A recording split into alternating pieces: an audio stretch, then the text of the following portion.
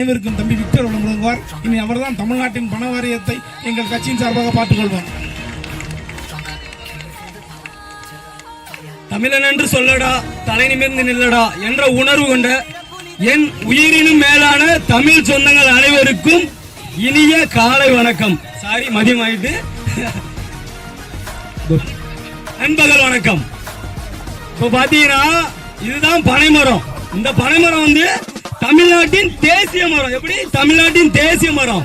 ஆனா இந்த பனைமரத்துல இருந்து இயற்கையா கிடைக்கக்கூடிய பணங்கள்ல, அதாவது எங்க அண்ணம்பாடியில பணம் பாலை, பத்திரகாளி அம்மன் பாலை, நம்ம தாயோட பாலை இறக்க தடை. தாயின் முளை மார்பில் பால் குடிக்க கூடாது என்று கூறிய அரசு தமிழ்நாடு அரசு. இது ஒரு அரசு, மானங்கட்ட அரசு. இதுதான் திராவிட மாடலடா. ஒரு நாள் பாருங்க, ஒரு நாள் என் அண்ணன் சீமான் வருவாரு. அன்று உங்கள் மதுவான ஆலைகள் அனைத்தும் அடித்து நொறுக்கி மூடப்படும். எங்கள் பழங்காடுகள் அனைத்தும் பனை தோட்டங்களாக பராமரிக்கப்படும். பனை மரங்கள் பாதுகாக்கப்படும்.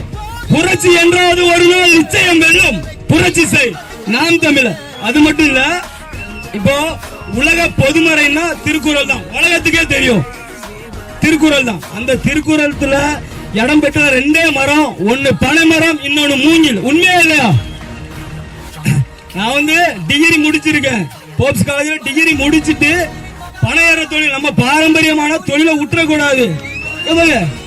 ஊருக்கு ஊரு துணைகளை கட்டி தமிழனின் பாரம்பரியத்தையும் பண்பாட்டையும் சீர்குலைத்த அரசியல்வாதிகளுக்கு மத்தியில் ஊருக்கு ஊரு அணைகளை கட்டி நமது பாரம்பரியமான விவசாயத்தை பெருக்கியவ நமது தாத்தா காமராஜர் என்பதை யாரும் மறந்துடக்கூடாது. மக்களே, சிந்தித்து பார்க்க வேண்டும். மாடு மேய்ச்சவனை படிக்க வச்சாரு, உண்மையா இல்லையா? அதுபோல திருக்குறளை வந்து உழுதுண்டு வாழ்வோரே வாழ்வோர் என்பது திருவள்ளுவரின் குரல். ஆனா எங்க அண்ணன் சீமானும் என்னோட குரல் வந்து கல்லுண்டு வாழ்வோரே வாழ்வோர் என்பது இந்த பனைத்தமிழர் விக்டர் மற்றும் அண்ணன் சீமானின் குரல். சிந்திங்கள் மக்களே, சிந்தித்து செயல்படுங்கள், விழித்துங்கள். இல்லை என்றால் மது உண்டு வாழ்வோரே வாழ்வோர் என்பது திராவிட மாடலின் குரலாக மாற்றி விடுவார்கள். மக்களே, திராவிட மாடலின் குரலாக மாற்றி விடுவார்கள்.